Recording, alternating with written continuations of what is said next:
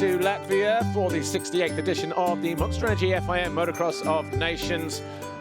We're here at the Zeltazergs circuit, about an hour's drive outside the city of Riga. We've just had an explosive first moto of the day, which was the MXGP and MX2 riders. And in a moment, we'll be back with MX2 and MX Open.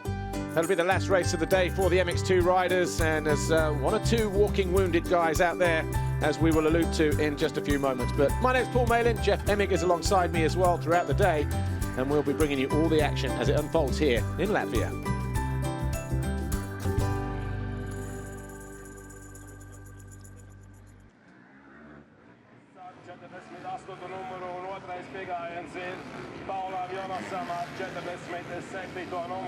So that's where we are in the Baltic states, the Baltic region.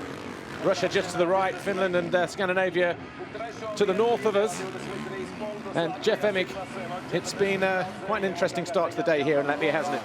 Well, it certainly has, and the racetrack really started to deteriorate and challenged some of, if not the best, MXGP rider in the world, and so it really has changed up the classifications here. Take a look at the track map and how it zigs in and out around this race course. And that's a very interesting first corner. If you're just joining us for the first time this weekend, then obviously welcome, but it's very cold here. It's not the warmest of days. We're here right at the end of September. And if you missed the first race, we've got highlights coming up in just a moment. As I said at the top of the broadcast, it was quite an explosive affair, and some of the results went the way we expected, some not so, as you're about to find out. The gate dropped for the first race of the day, MXGP and MX2. Dylan Ferrandis for France started from the center of the gate, went across the back of the grid and forced his way down the inside, came out in a very well respectable about 20th position. But Tonkov it was who led the way in the early stages. Paulin wasting no time, passing Nagel to get into second, though. Yeah, those three riders crossed that Fox hole shot line almost even. They gave it to Tonkov, and then the battle was on as riders were trying to pick their way through. And this is Kai Rowley, 8-time world championship, trying to get past Jeremy Van Horbik, but this was the pass for the lead. Yeah, and Kai Rowley just a moment ago, he was in sixth, battling for that fifth place with Jeremy Van Horbik just a moment ago, and he tried everything, did the Sicilian, but on lap 9, as the team crew looked on, Kai Rowley made a mistake over on the far side of the circuit, and that handed the advantage to his rivals, and we do have footage of that from Kai Rowley's GoPro. We did pick it up in the live, but you can see he was pushing hard on the Belgian here. Like I say, this was a battle for fifth position. Kai Rowley riding the 250cc machine. Up front, though, it was Paulin. It was Dungey had got himself up into third place, eventually finding a way past Tonkov to get into second. And then he went through on the Belgian. And then just shortly after that, Kai Rowley over the jump, and as he hit here, the second tabletop, this next wave section, as he wheeled into it, his feet came off, he hit the second one, Superman aired his way through, and he was down, and he is nursing a badly injured right knee. But he is going to start the second race, but he did not finish the moto, and Team Italy are languishing down in the classifications. Of course, there were very anxious looks on the faces of Team Italy, and it might be a blow for the 8-time world champion. Just goes to show how a season can change. 1 minute on the highest of highs, and then next minute out of the results. But Tonkov there, he ran wide. That allowed Dungey to get through into second position with about 5 laps remaining. Then Nagel followed suit as well. So too did Van Horbik. Tonkov eventually dropped down to fifth. Yeah, and this was one of the most important battles. This is the MX2. You got Dylan Ferrandis for France trying to make the move on the American, Jeremy Martin, who's riding with an injured foot. And they battled all at the end of the moto, and finally Ferrandis makes the move on Martin, which would give a couple of extra points there to the French rider, as his teammate Gauthier Paulin was out front leading the moto. And he went on to take the checkered flag. Ferrandis came home in ninth, and it's France who lead the way after race 1. Here's Amy Dargan, she's with the team manager, Thomas Travasini. Just seen there from the race 1 highlights, Tony's really unfortunate crash. Team Italy's team manager is joining me now, Thomas Travasini. How is Tony? It's okay. He did a big crash, so he hurt a little bit right knee, but he smashed it on the floor. So actually, we are pretty lucky that he can race the second moto, and I think he's going to be fit for make his best. Well, best of luck to Team Italy. Thanks for talking to us. We'll move down here and have a word with Eli if we can. Sorry, guys, to squeeze in. I'm going to grab Eli if I can. Eli, I saw you watching on nervously from pit lane there in race 1, but Team USA did a sound job there. Yeah, you know, I think we're sitting in a pretty good spot right now. You know, no major hiccups for us. You know, now there's a little bit of weight on my shoulders, so we'll see what we can do, and I'm just excited to get going now. Absolutely. And I guess you went out on free practice earlier. How is the track compared to yesterday? You know, it's kind of cool here in Europe. You know, they don't groom the track from the day before, so it had most of the same lines that we had yesterday in qualifying. Obviously, it's getting rougher and rougher, and yeah, like I said, you know, it's just a really rough track. Well, best of luck here in race 2. And before race 2, we're going to take a look at the starting list. Here's how the riders will line up today based on their qualifying positions yesterday. Belgium will go to the line first, and it's going to be MX2 and Open. So Lieber and Strybos, Ferrandis and Frossard for France, Searle, Wilson for GB, Koldenhoff de Ruva for the Netherlands. And we've got Cairoli, Philipparts for Italy, Kulas, Leok for Estonia, Jacobi and Ulrich for Germany, and Jeremy Martin and Eli Tomac for Team USA. Jeff, after the qualifying race yesterday, in which we saw Jeremy Martin take a big crash and a big knock to the foot, first of all, Tomac rescued the situation to help bring them up inside the top 10, which is important for the gate pick.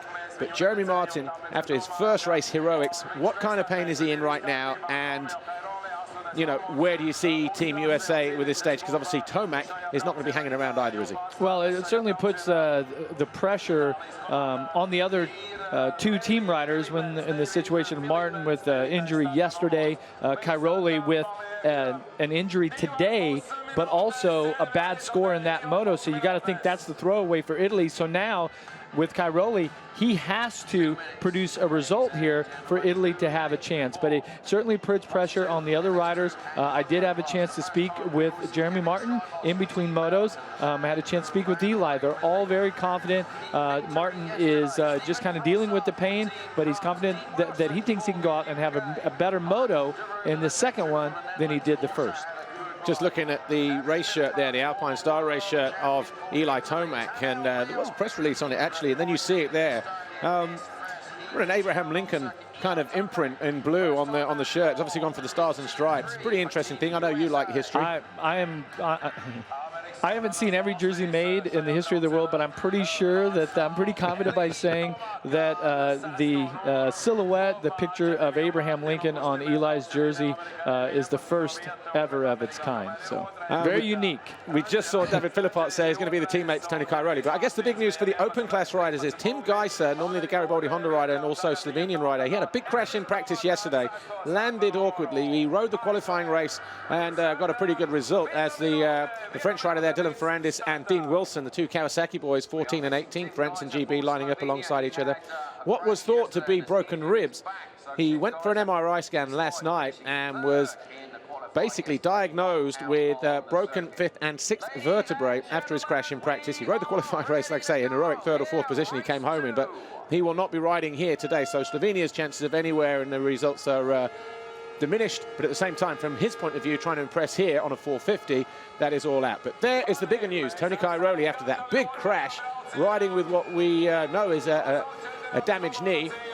I spoke to him literally just before we came on air. He explained what happened as he went through the second wave over that far side. His legs came off. He was supermaning through the air, out of control, hit the next one, and then smashed his foot into the ground. Hyperextended the knee slightly, but he's going to give it a go, all for the name of Italy. Yeah, well, and that's the thing to remember, is that the MX2 classification, they ride race 1 and 2, so they're back-to-back.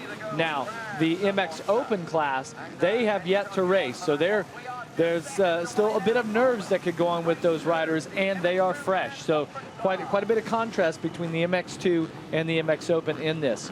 Well, as Ingo Parch, our race director, hoists up the flag and the Monster Energy 15-second board. I know Andy Summers down there in the box waiting to pull the mechanism to drop that gate. He's our starter this weekend, but once again, up the inside this time, Tommy Searle has got himself, it looks like, gate 1 pick. There is Dylan Ferrandis just right of the box again, so they've put Frossard as the leading French guy in the second or third positions there, but Tommy Searle crawling around the inside for GB, comes out in third. Wow! And that is a good start for the MX2 rider. There's one of the riders down at the back. Difficult to see who that is at the moment, but Arnold Tonas, that's the second start he's had this weekend, the second time he went down, because the first one was in the qualifying race with Eli Tomac, who is where? Unbelievable start for Great Britain here. Tommy Searle all the way up the inside, riding the smaller engine, the 250 with less horsepower, but so important to be on the right side of that start, and that is going to be a big boost of confidence here for Team Great Britain, who came in to this moto setting fourth. Stephen Frossard of France leading the way, number 15 on that green Kawasaki. Then it's Freddie Noren in third, actually, because Kevin Strybos has just gone through. Number 3 for Team Belgium. Then we've got Searle, 17 of Britain in fourth. Tyler Medalia of Canada is in fifth place on the 69. Then Tano Leok of Estonia in sixth. Ulrich of Germany 7. Wilson in eighth. So 2 Brits inside the top 8 here, and that is a fantastic start, because the French rider of Dylan Ferrandis just inside the top 20. There he is, sneaking around the inside at the top of the hill. He'll be on the right-hand side as it drops downhill now. Yeah, thank you for correcting the numbers there. You got 15 and 17 riders there split up, and then looking back to see where the Americans are. Jeremy Martin 10th, Eli Tomac 14th.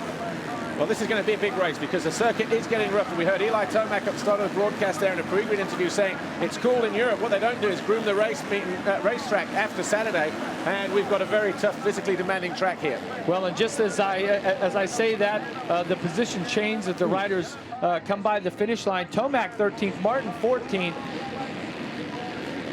and Dylan Ferrandis all the way up to 12th, riding for France. And the general consensus is the open class is probably the weaker class in terms of the MXGP boys, and that gives the MX2 guys more of a chance to get some decent results here. But it's still 250s versus 350s and 450s, isn't it, in terms of general engine capacity? The 250s still have to work extremely hard. There's David Philipparts, number 9 for Team Italy. Where's Antonio Cairoli? Because he's not inside the top 10. He was down in 29th at the end of the first lap. So obviously going to be riding through the pain barrier. I'm sure in normal circumstances, Cairoli would have had the inside gate for Italy. There's Eli Tomac all the way around the outside. He is alongside the 32 of Glenn Coldenhoff, so around about 13th, 14th place, something like that. The number 6 American, but he's in a whole heap of traffic here as the race has just started. Everybody's still bunched up. He's found a way past his teammate, number 5, Jeremy Martin. So the 2 Americans locked together, and they will try to follow each other through, Jeff. Just so competitive here in the early parts of this moto. Paul, of course, both of us have raced this, and when you have that bad start, it's so important to be aggressive and make those passes when the group is close together. But you have to take so much risk in the process, because riders are on your left, they're on your right, they're in front, they're in back, and it doesn't give you a lot of leeway. Julian Lieber here, number 2 for Belgium, jumping past Dennis Ulrich of Germany there, so picking off a position and having to just battle to get inside the corner, but over the line once again. Frossard and Strybos about a second apart. Fastest man on track is Stephen Frossard, as looking around the outside. Eli Tomac, he absolutely railroads that outside line and looking to run it up the inside of the Kawasaki there. Was that on the inside of Ferrandis? Yes, so Ferrandis here, 14 of France. They're leading the classification at the moment. In fact, we'll give it another couple of laps before we start to see how things shape up. But you can see it's nudging him out of the way. Tomac drives it hard down the inside, forces Ferrandis out of the way and says, you are my nearest competitor in this nation's classification. You are being moved out of the way. No doubt showing some confidence and some aggressive racing. Eli certainly would know that the number 14 is Dylan Ferrandis of France, and that was a strong move. Risky, but also it paid off. Yeah, Ferrandis lucky to be on 2 wheels right now. Yeah, they both could have gone down. The interesting thing here as well, Jeff, is the open class. They had their qualifying race yesterday. They had a warm-up this morning around 9:30. And then after that, we've had the B final go out and race. We've had the first moto go. The track is the worst it's been in terms of its condition and physical nature. And Tomac and the open guys like Strybos here and Frossard learning the circuit all over again. This is the battle for the lead. Team France, number 15, Stephen Frossard on the green Kawasaki, and Kevin Strybos on the yellow Suzuki for Team Belgium, number 3. He won the open class qualifying race yesterday quite convincingly, and he's in a good, strong position here to try to bring Belgium back into play here. Replay of the start. And look at the inside. Tommy Searle and Stephen Frossard there. Frossard second in shot on the right-hand side. Tommy Searle getting a great jump, but also Dean Wilson just Oh, around yeah, the middle. okay, yeah, my mistake earlier there. I thought that was Searle that came through on the inside, but that big 450 of Frossard pulls around and takes the whole shot. Cairoli here. Cairoli, look at that. There's not many bikes behind Cairoli right there. Yeah, he's down in 35th at the moment, so drop him backwards. Still in 35th. Back with the lead. Yeah, certainly not the type of lap time at a 2:05 what you would expect out of Cairoli, and if he can't ride at that proper pace, a 35th really is.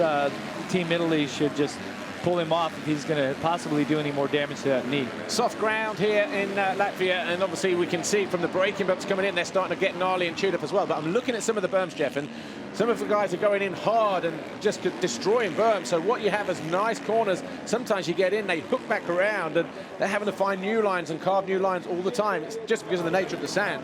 But it's you're having to think all the time out here, aren't you? As Strybos, the more naturally gifted sand rider out of the two leaders here, Frossard and himself, looking to make a move into the lead around the outside as they disappear over the first Monster Energy jump through the three ways in the middle of the circuit. And Strybos, I think I saw a flash of yellow. I think we have a new race leader. Strybos is through. So Team Belgium leading then on lap 3 in the second moto. And Frossard of France being pushed back to second. So this starts to get interesting now, Jeff, because Paulin winning the first moto, picking up a 1 score for France. And you've got the Frossard, his teammate now, being pushed back to second. It was 22, 28, and 28. Yeah, but as these riders have a couple more turns until they get to the Monster Energy finish line, that's when the official timing and scoring will change, and we'll see just exactly how these numbers add up. But the nature of this race is adding all of these scores together, the mathematics of it all, and as the laps change and the rider's position change, the excitement builds. And so here we go across the line now. And this is a great ride as well for the two Brits. Tommy Searle still there in third, the lead MX2 guy. His teammate, his wingman, Dean Wilson, right behind him in 4th position. So just from this race alone, that's 7 points for Team GB. And that would definitely change their outlook on this nation's classification, because they would be able to drop the 13th place from Sean Simpson in the first moto. Remember, you can drop 1 score out of the 6 that these 3 races will throw up. It's the lowest score wins. There's Eli Tomac busting berms all over the place. Number 6 for the USA on the Honda, down in 9th position at the moment, but he's still got just over 22 minutes to go. Well, knowing Eli and following his career, knowing that on this type of track where it's very unsettling. Yeah, yellow flags out just a moment ago. Who was that? Okay, back marker. Yeah, sorry.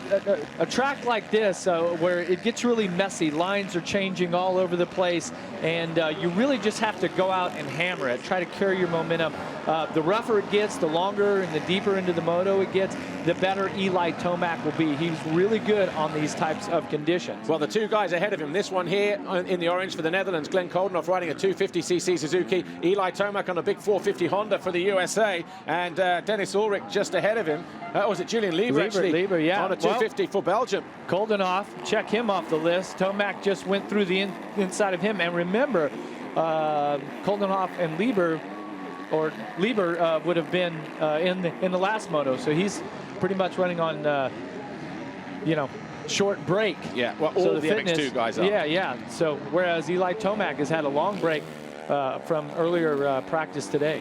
Eli Tomac really having to throw the hammer down here, because he knows that the further up the field he gets, the smaller those positions in terms of like 6, 5, 4, 3, 2, 1. They're the kind of points he's going to be scoring. Lowest point scores wins, remember. And he's all over the back of Lieber, homing in on the back of the Belgian. Tanel Leop, the longest serving nations rider, 14 Motocross of Nations in a row for the Estonian. He's having a great ride on that TM in 6th position. But Eli Tomac sets the fastest lap of the race on lap 4, 1:51.479, coming through traffic. We're only talking tenths of a second here, but we've got fast sectors from different people all over the timing screen, looking to go around the outside. Definitely, of Lieber. He's got some momentum. Lieber has to check up just a little bit. Going to get it done. Big jump into the corner, and nicely done around there. Still not got it done though. Lieber making the him short work. line. And going to run him wide and park him in the corner, Lieber. Got to be careful, because Tomac, I'm sure, will just love to run it down the inside of the Belgian. Lieber went 15th in the first moto of the MX2. And so a finish 7th where he's at right now, 6th, 7th, 8th would be an outstanding ride for him and be a big shot in the arm for Belgium. Well, yesterday the lap times were probably around about 2.5 seconds a lap difference between MX2 guys and MX, you know, the 450s, say, in both classes. But you can see how the 250 is able to respond to the 450 in some parts of the track. But Tomac down the inside and gets the job done. And he is down the inside and through into 7th position, pushing Julien Lieber of Belgium, the number 2, back into 8th place. So Tomac is on the charge, but Strybos leads the way. He is about 13 seconds further up the field at this stage with 20 minutes to go than the American. And he did set the fastest lap last time round once again. But with 20 to go, it's Strybos, Frossard, Searle, Wilson, and Freddie Noren. Eli Tomac absolutely hammering that Honda around this Latvia circuit here, just at Kegums. And he's back on the rear wheel of the number 30, Tano Leop, Jeff Emig. He's putting in a good display here at the moment and not following, is he? No, Tomac's on the gas, and the fact that last time around he turned a 151.4, the fastest lap going through traffic, was really impressive. Now he comes by 7th position with a 153, so that's just an outstanding lap. Now he's going to have to get into a new groove, set his sights here on Tano Leop, the rider from Estonia. Well, the gap when he was past Julien Lieber previously, it was 13 seconds. It's now 14 seconds, and we can compare lap times here. 53.1 for Strybos that time around, 53.7. So about 6/10, 7/10 of a second, the difference between Strybos and Tomac at the moment in terms of that Belgium-American battle going on. But Frossard of France second, only 2 seconds down on Strybos, our race leader for Team France. Wilson has found a way past his teammate Tommy Searle, so the 2 Brits 3rd and 4th at the moment, with Searle on the smaller MX2 machine. Freddie Noren, a guy who's been racing in the US this year on a Muscle Milk Honda, so a guy you know a little bit about, Jeff, hanging in there in 5th for Team Sweden. Yeah, Frederick Noren running 5th now has been outstanding.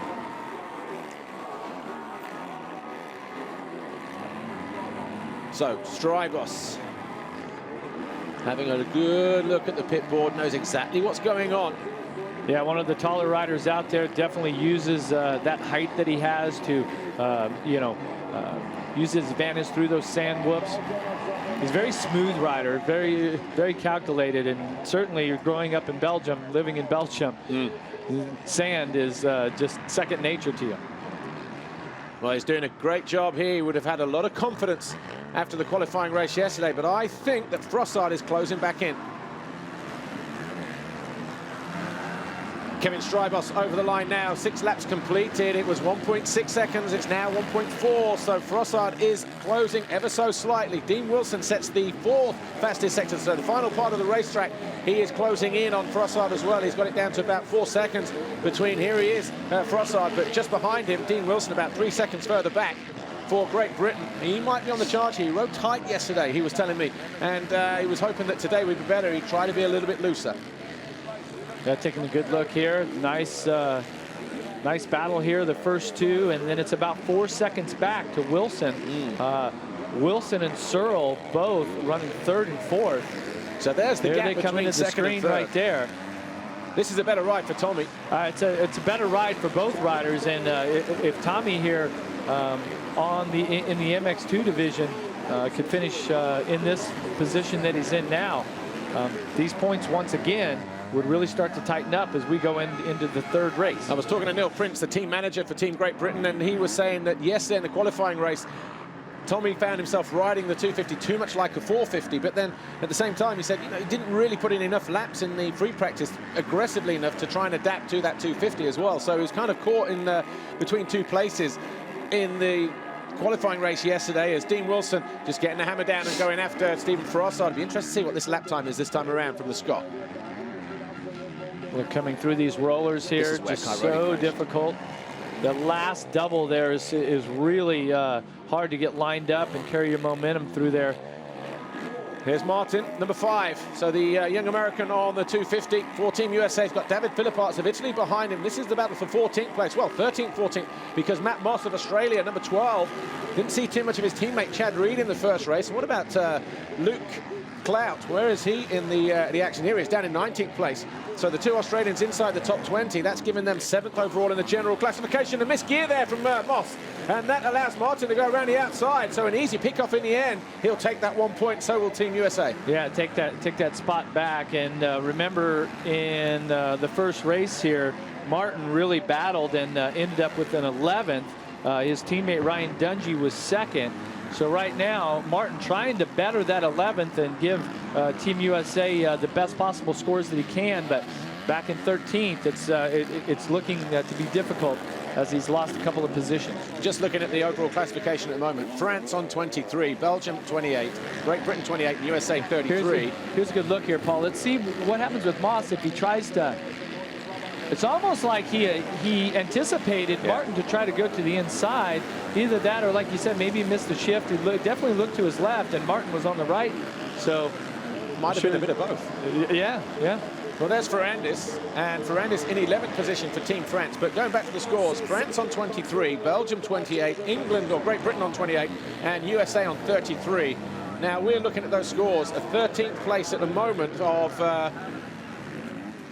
Jeremy Martin is the score that they could throw away. And traditionally, Jeff, it's always the last race that comes good, isn't it? And the 2 guys that are going to be going at it for Team USA, for instance, as we've seen over the years, like Saint-Jean, the last time they won it, for instance, 2 strong guys, Ryan Dungey and Eli Tomac. Of course, he's got to get through this first moto, the American number 6 here. But when you've got 2 guys like that, it kind of levels everything up, doesn't it? You've got 2 really strong guys going out in that 3rd moto, whereas other teams might have 1 and maybe like a not as strong pairing. Yeah, and you can see we've got 13.5 minutes plus 2 laps, so we're basically at the halfway point of this race. And you know what's so impressive here? Tana Leok, how many motocross of nations now? 14. His 14th motocross of nations, and he still rides. Yeah, it's just an incredible, stat here for the rider from Estonia to be up there riding at that pace 14 years later. So Cairoli for Team Italy, he is in 28th place at the moment, and he's starting to carve his way through. So maybe the injections, if he's had any, starting to kick in a little bit. But he is in a battle there with the 124. I think that was 124. Maybe just the 24. Just the 24, yeah. He's got so many bikes around him right now, it's hard to count all of the numbers. Yeah, it's not used to being this far back and having to charge this far through the field, certainly not on a 250, but see the number 69 in there, that's the Canadian rider, isn't it? Of Tyler Medaglia. Yeah, well, and Paul, I mean, that is the nature of the Motocross of Nations. He, if this was just a regular one-off race, he would know, okay, I'm done for the day. But he has his teammates, he has his country counting on him to deliver at least 1 result. Yeah. Of course, he didn't finish. His result was really bad. Of course, he got a score, but trying to better that, it's going to be really tough for him. Well, the score that he has at the moment would have been 40th because of the non-classification, so that would be 40 points. As it stands at the moment, they could throw that 40 away and end up with the 28 or the 26 or the 25 that he might pick up in this one. Yeah, so but that's still a big score to carry in. It's a big number, especially because how tight the classification is with France, Belgium, Great Britain, USA, and Germany in the top 5. And there's only 10 points separating the top 5, which is, here we take a look at it right there. That's as they run now. Strybos through that final corner there, and he just hit that so precise. That was just amazing. He just came in, sat in, got on the gas, ran it round, and just got on the gas. He's in a training ride right now, Kevin Strybos. He is so relaxed. He is just super smooth, hitting everything, and just, like I say, it's a Wednesday afternoon for him right now at Lommel.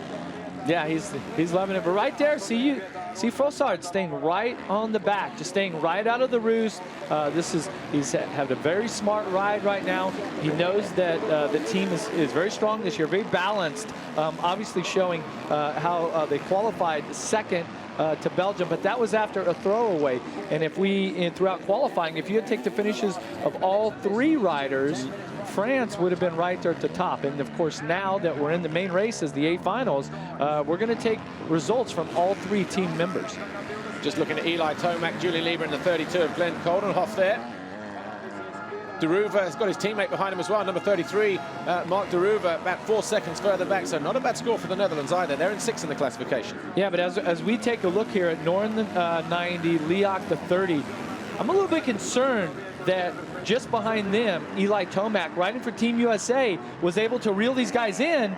Now he's lost a little bit of time, but more importantly, he's lost that drive towards the front. Yeah. He's stalled out, and he needs to make those passes. Team USA needs that to lower that score. So a bit concerned why, what's going on here.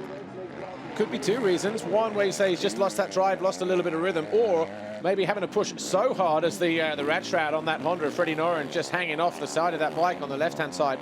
But it might be that he just made a couple of mistakes, tried too hard, lost a couple of berms, run over a couple of things that we've not seen, because right away he's all over the back of Tano Leoch again. And it's just one of those things where he might just be finding that rhythm again after making 2 mistakes. But the 63 we just saw there a minute ago, just going out, and obviously not a good day for him.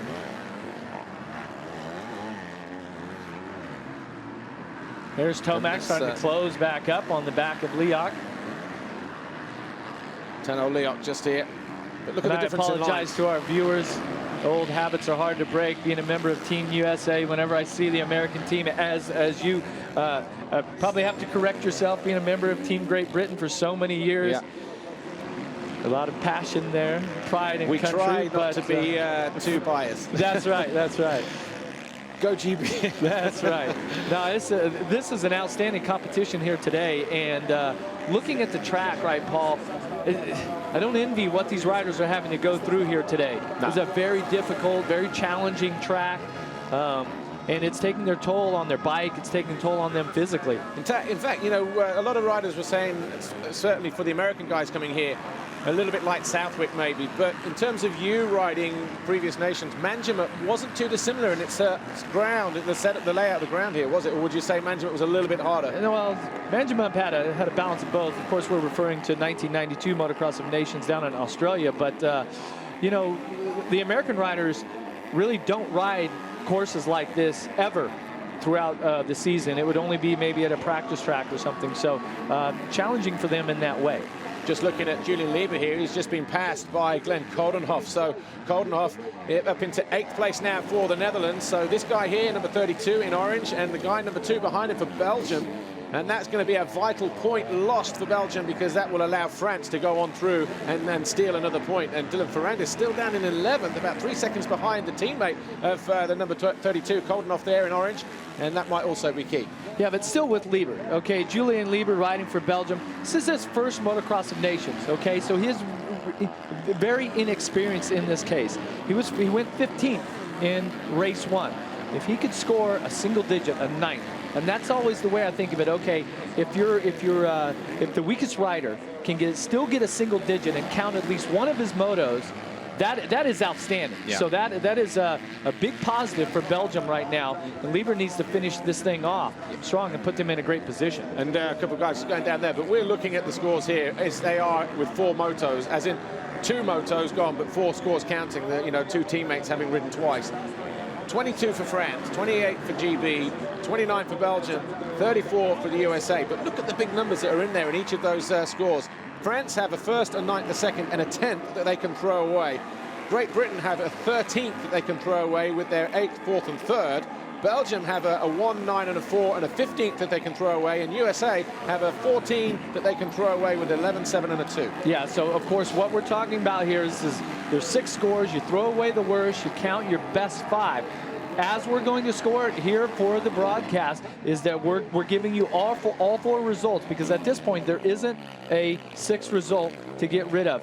Once the math starts to happen and you have that ability to throw away one of those results, which we will know coming up in race 3, then it really starts to tighten up, and that can help you determine the final champion for the Chamberlain Trophy. Well, there's Dean Wilson, Great Britain. He's still in 3rd. His teammate Tommy Searle right behind him, but losing ground to Stephen Frossard in 2nd.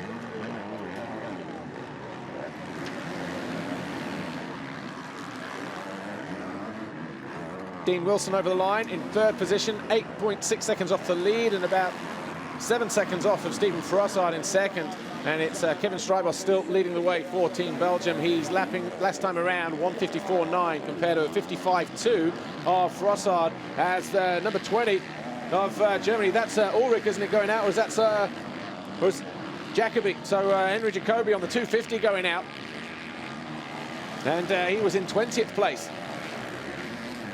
But Dean Wilson looking good. So too, Tommy Searley's teammate. This is keeping Great Britain about 6 points off the lead in the overall classification at the moment. France leading the way with the lowest score of 22 after during this second moto here. Freddie Noren of Sweden is in 5th, and his nation is down in 11th in the overall classification. But I guess the big news, Italy down in 12th, because Tony Cairoli, well, he's still trying to make up some ground here. He's not inside the top 20 in terms of the race classification itself, because of that crash that he had in the first moto. And the number 8 of Tony Cairoli is in 22nd position, just behind the Dane Thomas Kjær Olsen.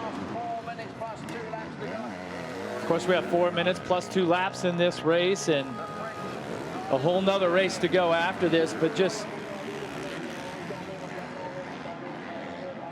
So Steven Frossard, we just saw Strijbos by there a couple of laps ago. Look how the body is having to work overtime, just coming into that very tight final left-hander.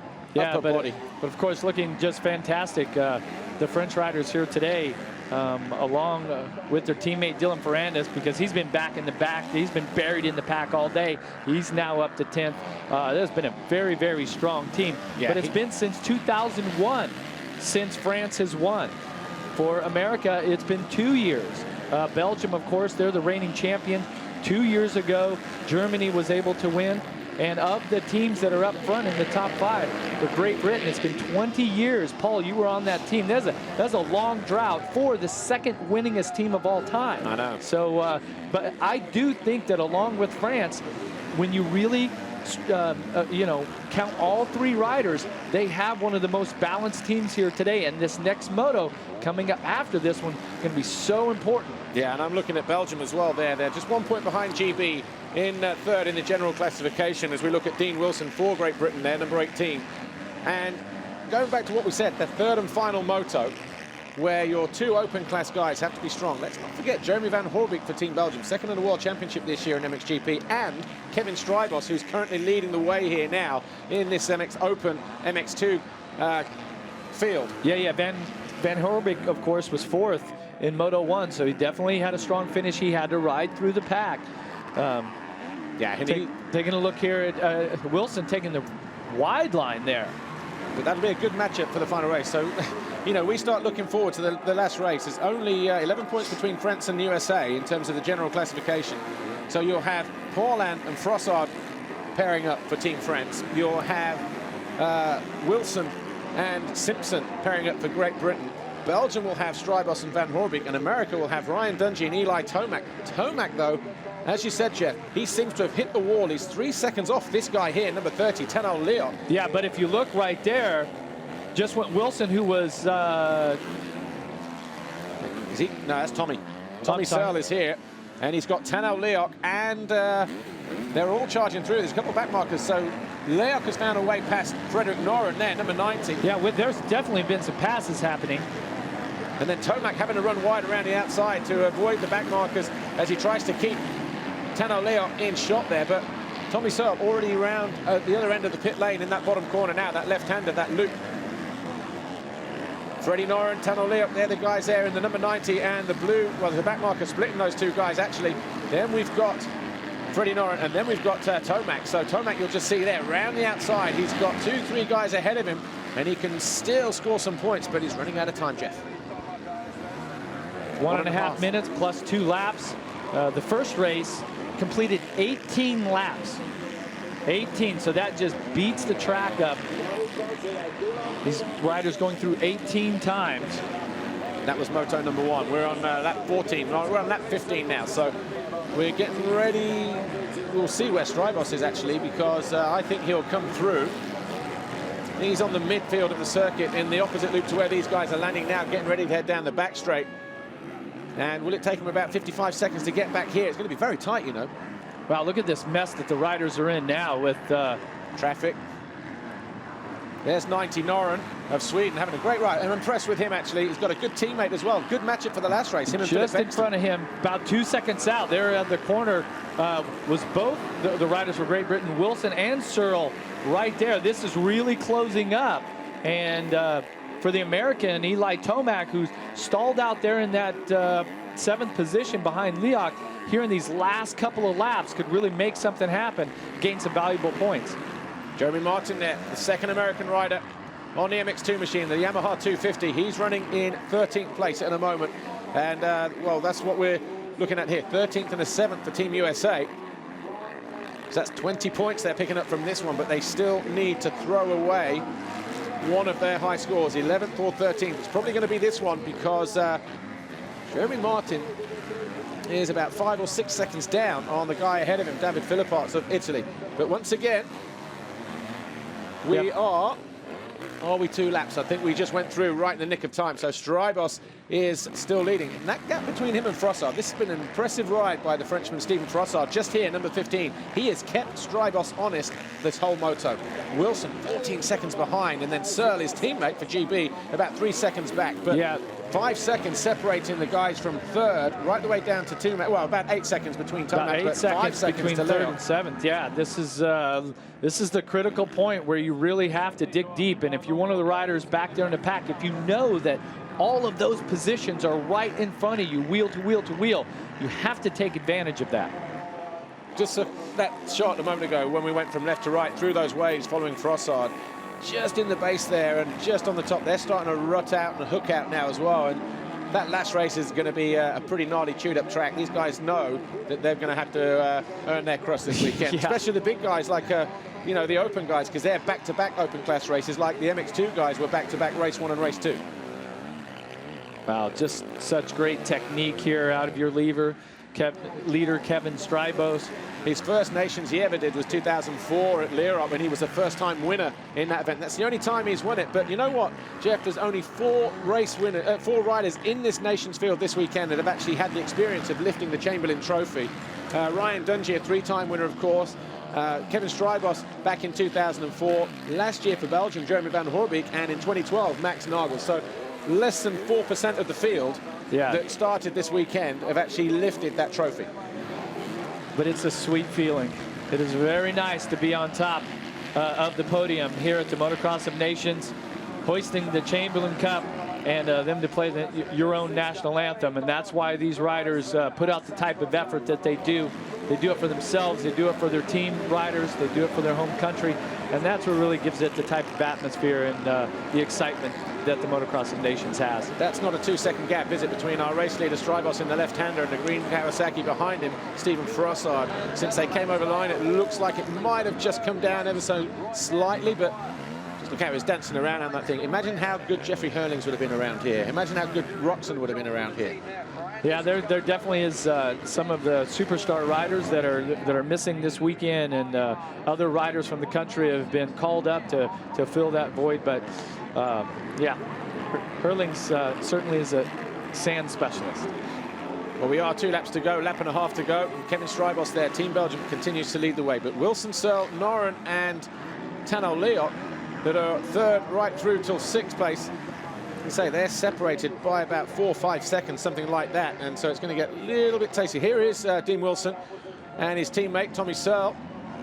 So that's 3rd and 4th. This guy here on screen is 3rd, number 18, Dean Wilson.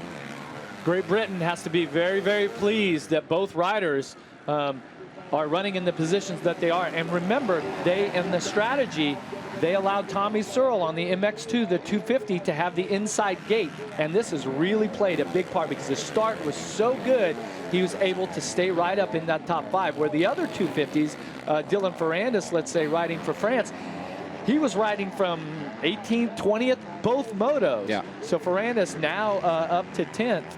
But then you listen to some people talking about, as we go into the final lap here, as Tomac getting ready to come around the final corner. He's still got Freddie Noren just ahead of him. I think as he found a way past, Tomac,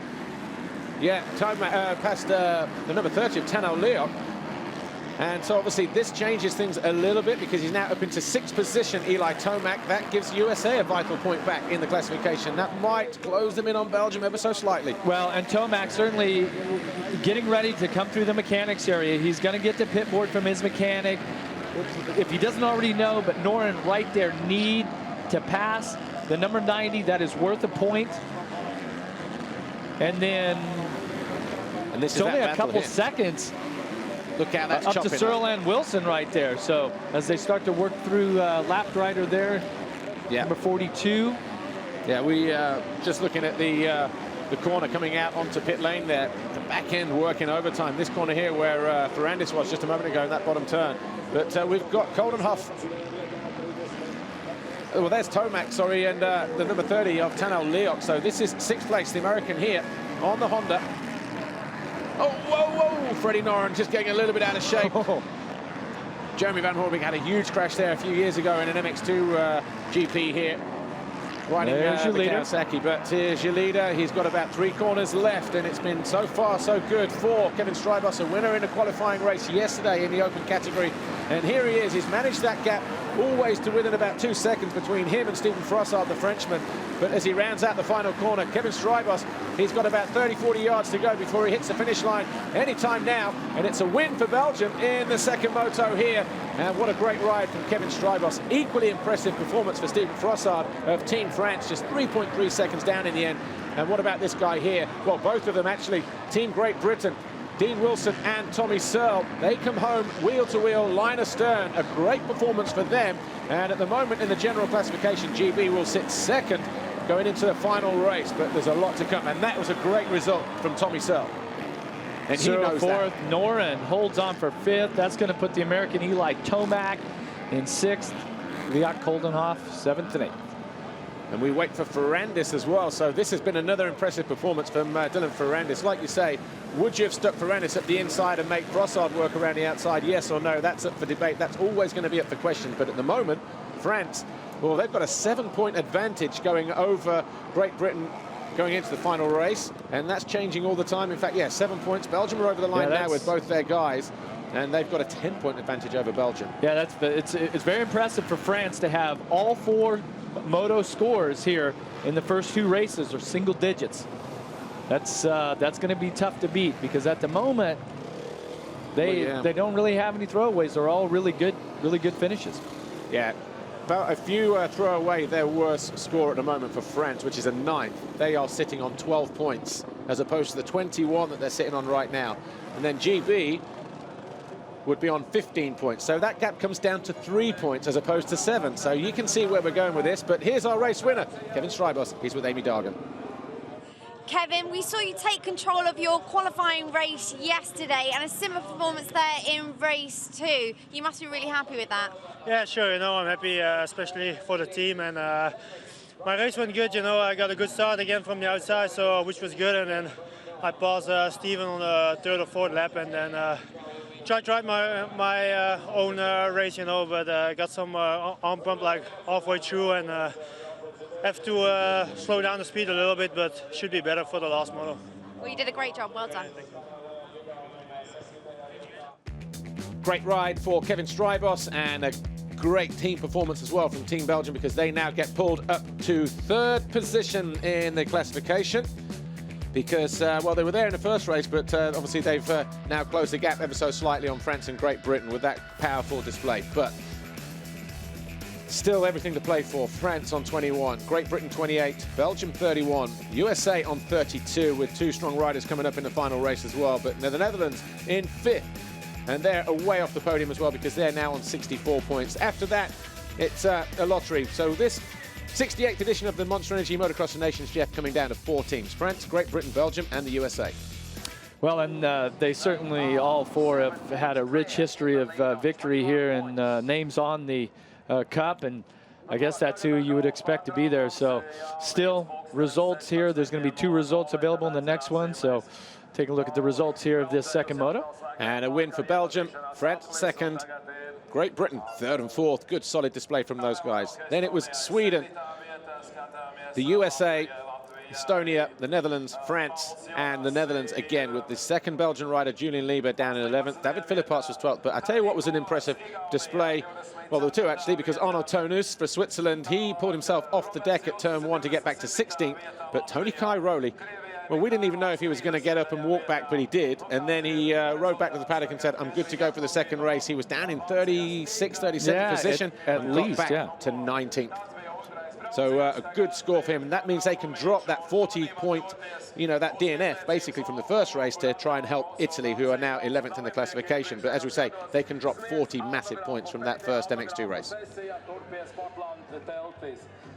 So France then lead the way on 21, Great Britain on 28, Belgium 31, and the USA on 32. And as we said just a moment ago, the 68th edition of the FIM Monster Energy Motocross of Nations is going to be coming down to just 4 teams. And we will look forward to the third and final race of the day.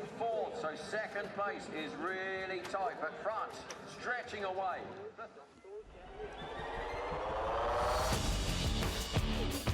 Some of the highlights, Jeff. Eli Tomac getting ready there, trying to shake the cobwebs out. Tommy Searle there. It was a good Some jump. of the other riders. Yeah, Tomac just there, look, center of the screen now, number 6. He was ready to go racing, but you wonder, it's a tough place to be, isn't it, when you're the open guy, the last guy to go for your country in terms of that second race, because there's a lot of action gone out on track, especially on a sand track.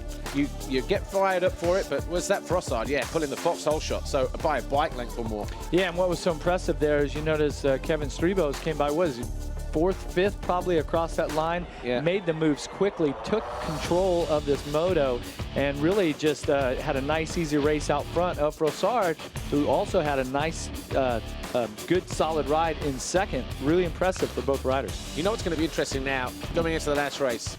Big bikes, no small bikes.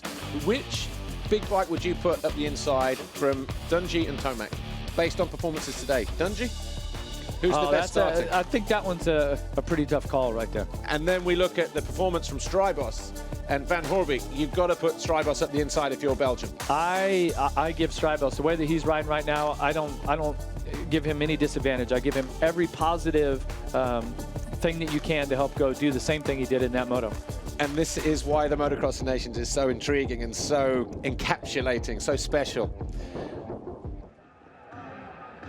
And we've got all that to look forward to. The foxhole shot, well, we just saw there a moment ago, go to Stephen Frossard, the Frenchman.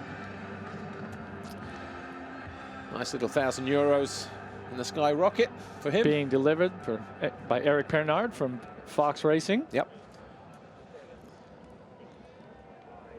And we've got one more of those to come.